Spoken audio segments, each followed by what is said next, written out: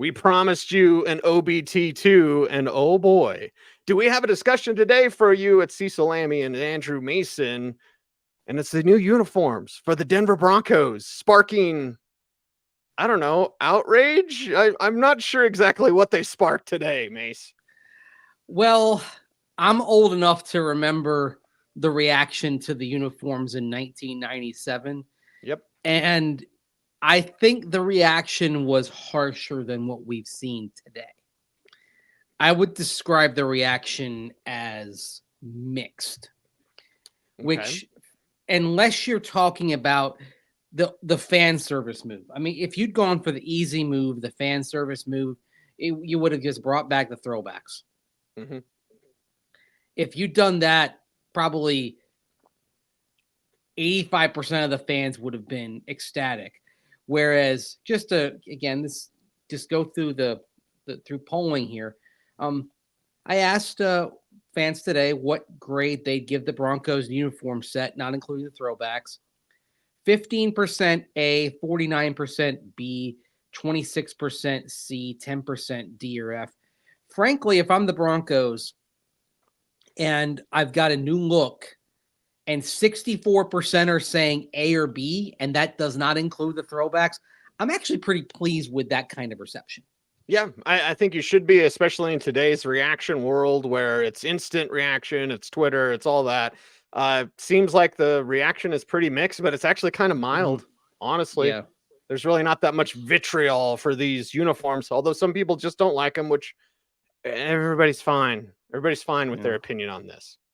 Yeah, I mean, I think I'm never going to embrace the orange on orange, blue on blue combos. Although I think the blue on blue is going to look better than it did with the past template, but I'm just not somebody who digs on monochromatic uniforms. Part of it, I'll admit, it's part of the generation you and I grew up in, right? Teams didn't really do monochromatic uniforms except for white on white. I look at orange on orange and blue on blue. They look like a college team. Right. And I'm like, no, this is the NFL. Don't get away from that look. So that's why I kind of cringe at that, even though I know players like the, top to bottom orange, top to bottom blue. But I think, I think there are some good solid looks here. Getting rid of those contrasting side panels. I know I've ranted about them many, many times. There's never been a uniform that looked good with a contrasting color side panel ever in football. Just doesn't work. It doesn't work in part because of the padding and the girth of some of the players. It's never worked right. Works better in basketball than it does in football.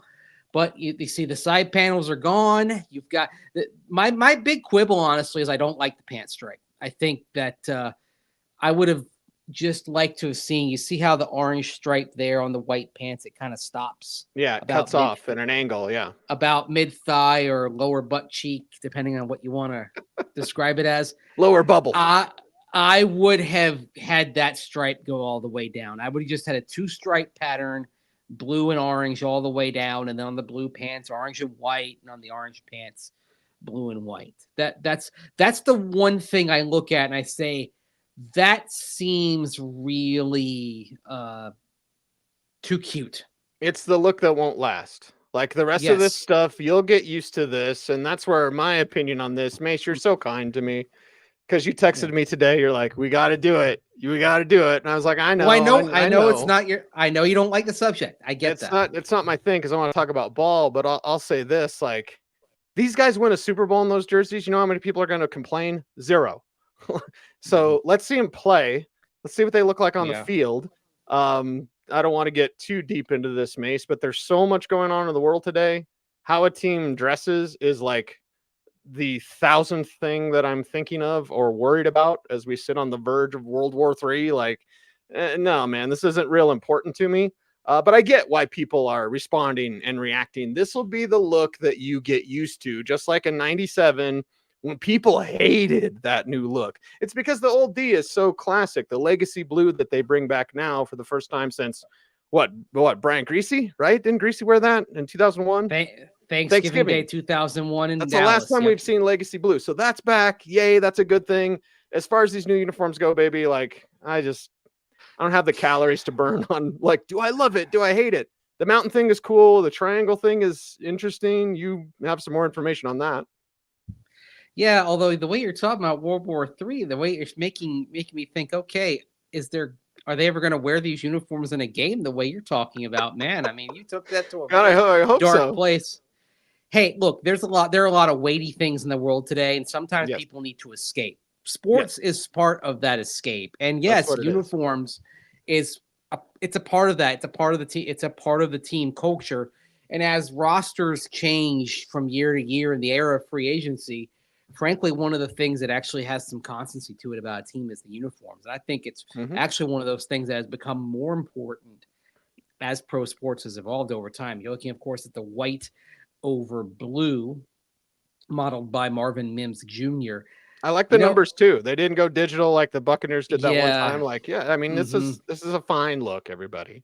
It's a solid look. I know the thing is, like, there is some debate on that sleeve stripe, that lower sleeve stripe. They're like, oh, it looks like a lightning bolt.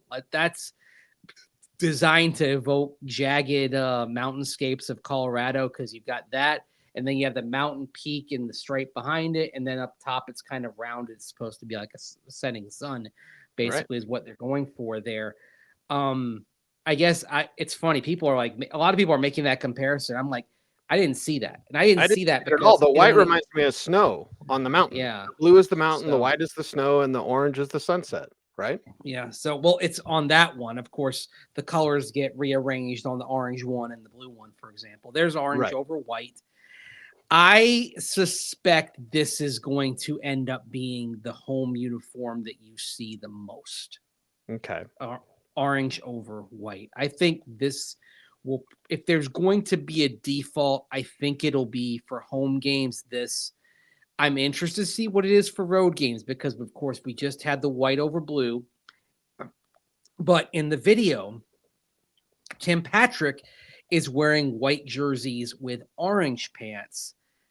I'm curious to see what that looks like in a game. The Broncos have not worn white jerseys with orange pants since the 1979 season. Specifically, the last game they did that was December 23rd, 1979 wildcard round in Houston in the Astrodome against the Oilers.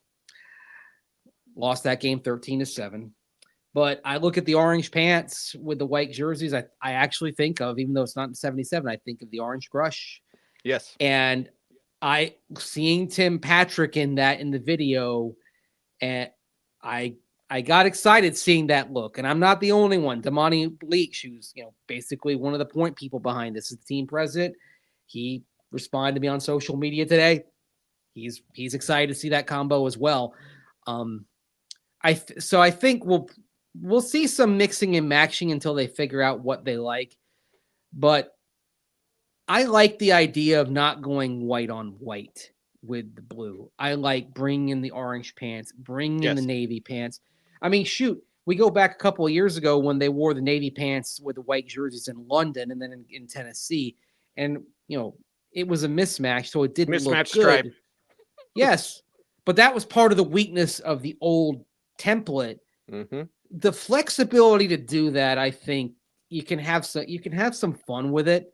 And maybe as you watch games, figure out, hey, what do you like? What do you not like? And it's a very important part of the visual identity of the team. Now, speaking of the visual identity, there's a lot of chatter about the triangles, right? Yes, which we can't really see on any of these pictures. So, theater of the mind, Mace. Let's tell them where the triangles are, and you found out what they mean. Okay, the triangles, they're on the numbers. You have number ventilation. And so instead of just having like a hole to be the ventilation in the tackle 12 numbers, they're cut as triangles and they dissipate as you go further up the number. That is designed to mimic the air getting thinner as you get higher in elevation. The mountain motif is kind of all over this. And I know there are some that say, okay, you're kind of thinking too hard. At the same time, I think you want to have a uniform that reflects where you are.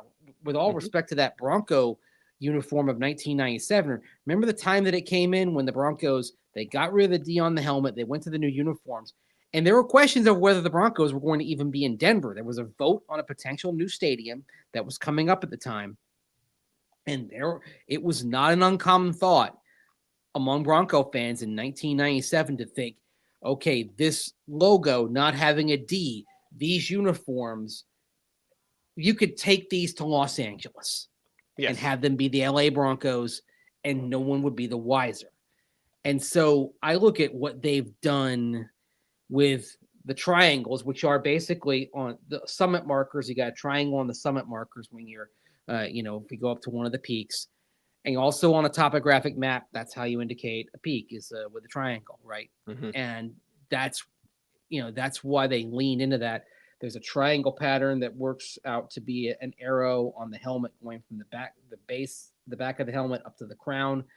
It stops at the crown, as I was told, because you don't want the triangles going down. You want them always pointing up. You want them always ascending, like you're climbing a mountain.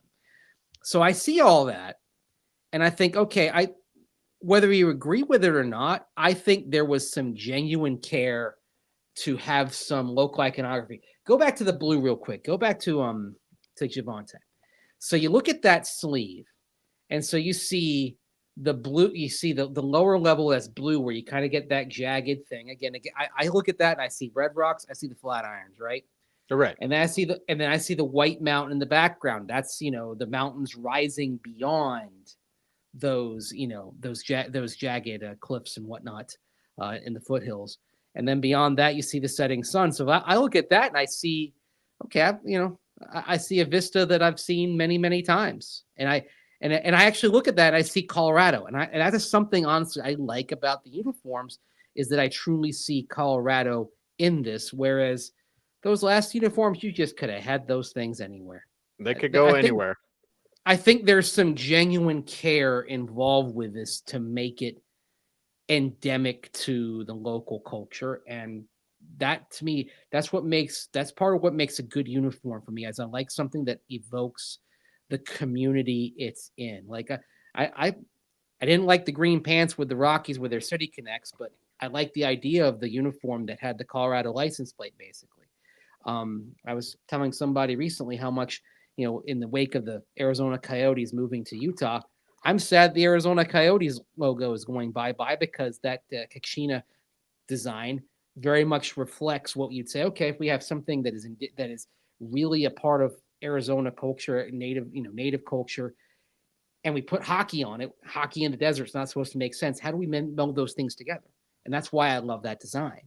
I like things that reflect the community that they're in. I mean, I like some, when the Nuggets had the skyline, whatever iteration of the skyline that they have with the mountains in the backdrop. I mean, I see Colorado. Nothing's better than the Crayola, the Denver Nuggets Crayola jerseys, the rainbow skyline. It's classic. Yeah. When the Avs work in, the C from the state flag and some of their alternate uniforms over the years. I mean, that these are the kinds of things I dig, that really remind you of the connection that a team and a community, a city, a state have to each other. Right. Uniforms that have a sense of place. It may be a little more abstract than some people would have thought, but the Broncos uniforms do have a sense of place to them that they have not had before.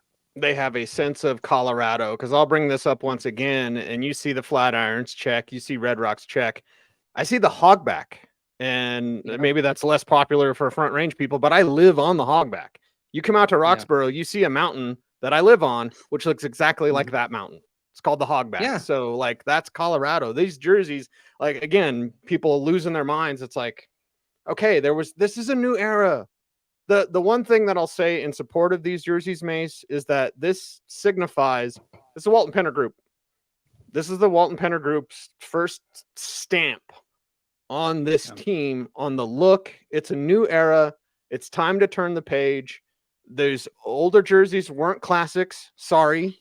The classics are classics. The legacy blue, that's classic. That's classic Broncos. The other jerseys weren't classics. This isn't, and people are going to get mad when I say this, but this isn't the Steelers or the Packers or the Bears, who have just like historic jerseys for 100 years. Close enough. But it's like, okay, because of that, make this change, put your stamp on it, put the little touches in. It's nuanced. There was thought and care behind this. Yeah, and it's funny you mentioned those teams compared to the Broncos. I think that you're probably talking about the Broncos, maybe. Who knows? I think it'll be more than 5 years. I don't think these uniforms are going to be the 5-year minimum like the Browns, like the Buccaneers. Right. I think they'll have a bit more staying power than that. But I do think that at some point, 15, 20 years from now, you're probably talking about a new look for the Broncos.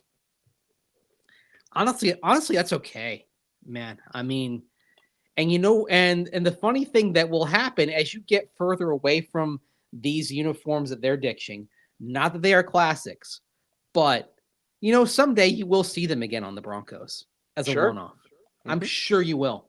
And we'll be excited for it. And you'll be excited, and there'll be nostalgia for it. Look, you know how everyone goes crazy over the Bucs creamsicle uniforms right now? Oh yeah. When they got rid of them in 1997, actually the change was made 2 months after the Broncos made their changes. People were ready for those things to go. Oh yes. Right? They were ready. And then time passed. It was about 10, 12 years. And then people were like, hey, I'd like to see that again. And so it was actually in 2009. So it would have been 12 years after the change that we saw them again. And if the NFL had not gone with that one helmet shell rule for a decade, we probably would be going on about 15 years of seeing those creamsicle jerseys on a one-off every year. Yep. I think someday that's going to happen with the recent uniforms, although I don't think you'll see them be as beloved as the throwbacks. I mean, you've already got people out there that are saying, oh, in 5 years, those throwbacks make them the permanent ones. I mean, would it all surprise me? Nothing surprises me anymore. That's what I would say. I will say this, for better or for worse, uniforms are tied to what happens on the field. And if the Broncos have another few losing seasons here, Cease, and these uniforms get associated with failure, then I think you're probably going to see sooner rather than later they tweak it up. Maybe just simply go back to the throwback look that is being introduced for at least one game per year. Now let's flip that on its ear. What if they become a dynasty in these uniforms? Like I said to start out the show with my opinion, which is, I don't know, controversial or whatever. If they win, if they're hoisting the Lombardi Trophy in this, everyone's going to love them. If this team with JJ McCarthy or Bo Nix or whoever, if they become a dynasty in these jerseys, these are the Broncos jerseys now. Yeah. Mm-hmm. Yeah. That's how this thing works, right? Right. I mean, look, I know it may sound crazy to say this, but I'm not picking the Broncos to have a good season this year. Would I be surprised at all if they shocked the world and snuck in the playoffs with 9 or 10 wins? No, I wouldn't. Stuff happens. And if that happened unexpectedly, then we'd be, people be loving these uniforms, right? They'd be like, man, look at these guys. And look at how Sean Payton got the most out of them. And look how he got something out of Jarrett Stidham or Zach Wilson or whoever is the quarterback, right? Yep. I mean, they're scrappy. They can win. They can pull together. I get that. I get that. By the way, you've handled this discussion much better, Cecil, than I thought you were. I thought you were going to say it doesn't matter, but you know what? You're a Steeler fan. You get the connection to uniforms as a Steeler fan because they have one of the most iconic, but also one of the most unique sets in any sport. I mean, they've got the one logo, one side of the helmet, not two sides. I mean, they do some funky things. But it's glorious. It's a part, can you think of the Steelers without thinking of that uniform? You can't. No, not at all. And that's why it can never really change. They changed it up a little bit, like Cordell's times. They had different numbers. Ben's times, bring back the block numbers. You can only change that look for the Bears so much, for the Packers so much, for the Steelers so much. With the Broncos, yeah, man, change. And Legacy Blue, while we all love, they didn't win anything in Legacy Blue. Nothing. You got wax in every Super Bowl you went to in Legacy Blue. I mean, They got to the Super Bowl. The other thing also, that the danger of associating a uniform and its quality with the wins and losses. I mean, just take a look at the set they just dumped. I mean, 3 Super Bowls, yay. Also, 7 straight losing seasons, which you hadn't done since the early days of the franchise, right? Yes. Yep. So it cuts both ways, is what I'm saying. Right. So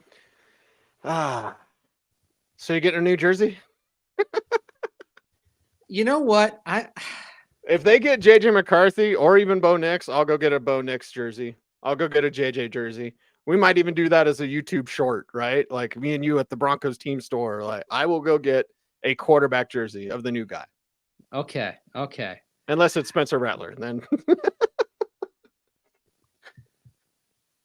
Like I might get Rattler. Rattler's a cool name, man. it is. I love the blue though. Look at that blue though. That's a good look. I don't care what y'all say. That's a good look. You know what though? If they draft one of my guys in this draft, like if they draft Fabian Lovett, man, or if they draft Malik Washington, yes, or Mo Kamara, man, I could be sold on a Mo Kamara jersey. By the way, before we go, just to set a little note on Mo Kamara. Sure. Our friend Jeff Legwold does his top 100 prospects, and number 100 is always a guy who maybe isn't the 100th best prospect, but has a good story, has some upside. He's pretty intriguing. Number 100 for Jeff Legwold this year was Mo Kamara, and I loved seeing that. That's a dude I really hope is going to be a Bronco here in a few days. They might have to get him sooner than they wanted to. Yeah, because he's climbing. But if you Holker's not climbing. Yeah, Holker, I think you can get in 6, potentially 7th, undrafted. Yeah, you might be able to. Yes. Kamara, you might have to spend a 4th on. I'm fine with that. That's give me Kamara around 4. I'm good. Mm-hmm. Till CSU started playing prevent, he was wrecking CU. Wrecking them. The old cliche, prevent defense. What does it do? Prevents you from winning.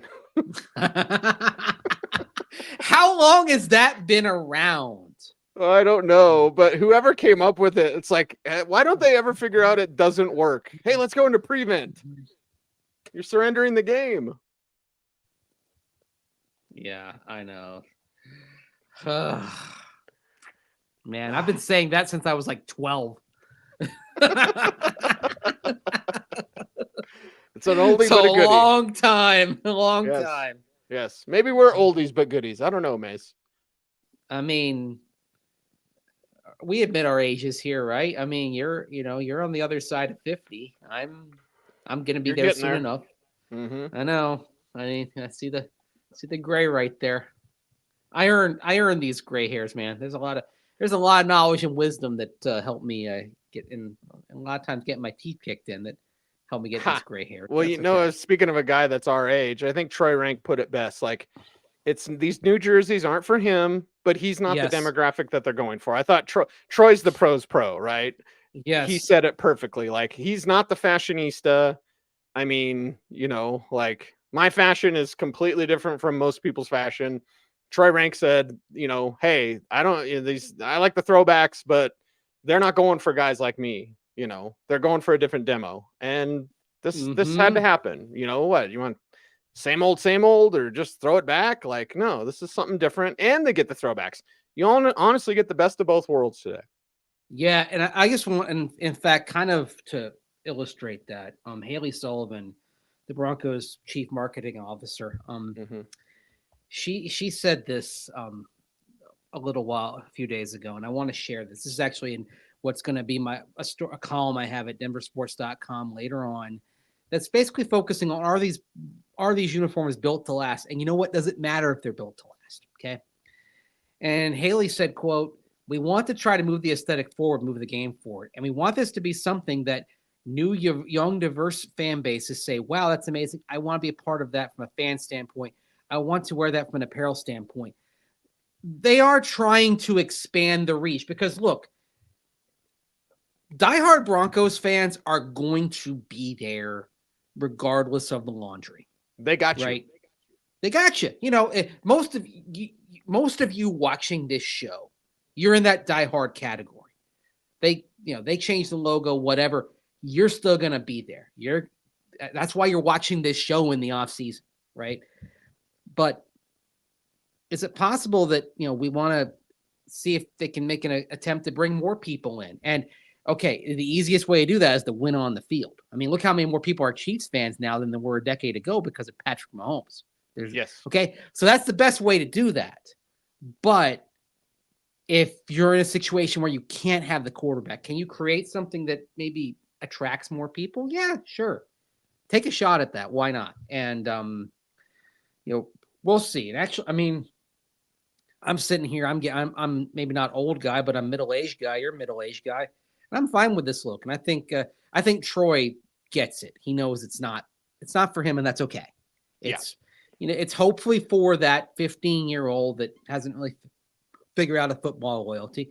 It's for, I'd say, like, my daughter pops in. It's my daughter. Like, she starts watching some football, but what is she a fan of? She went to a Bronco game. She likes it. She wants to go to a Bucks game this fall because she wants to check out the stadium and see all the culture around that and see the pirate ship and all that. I mean, people like Charlotte, born and raised in Denver, right? I mean, this is also part of what the Broncos are fighting because Charlotte knows the Broncos aren't good. The Bucks are good.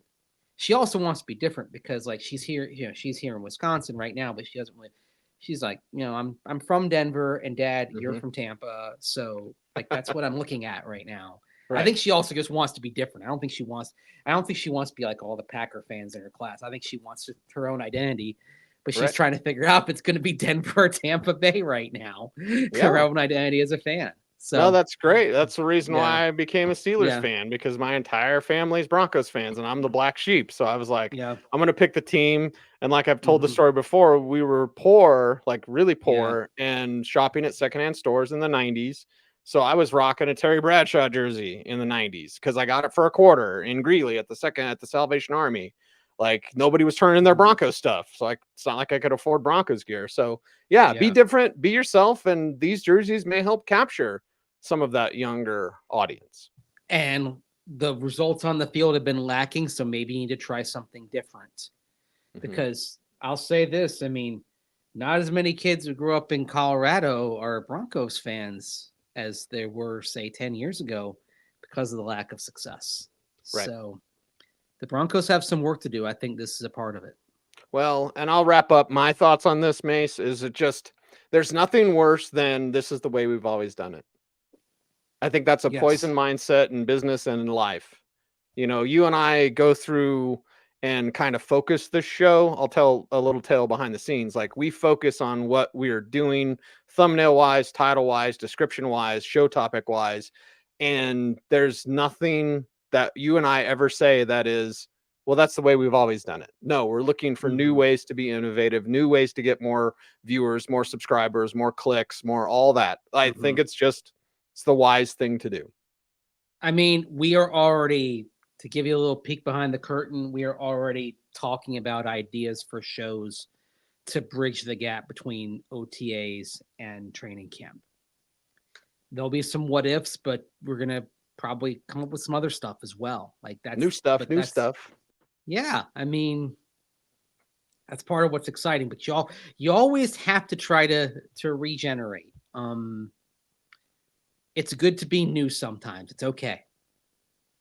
And despite what you were saying about World War III earlier, I'm going to close on an optimistic note. You're going to lighten the mood? And say the future isn't necessarily something to be feared. It's to be tackled.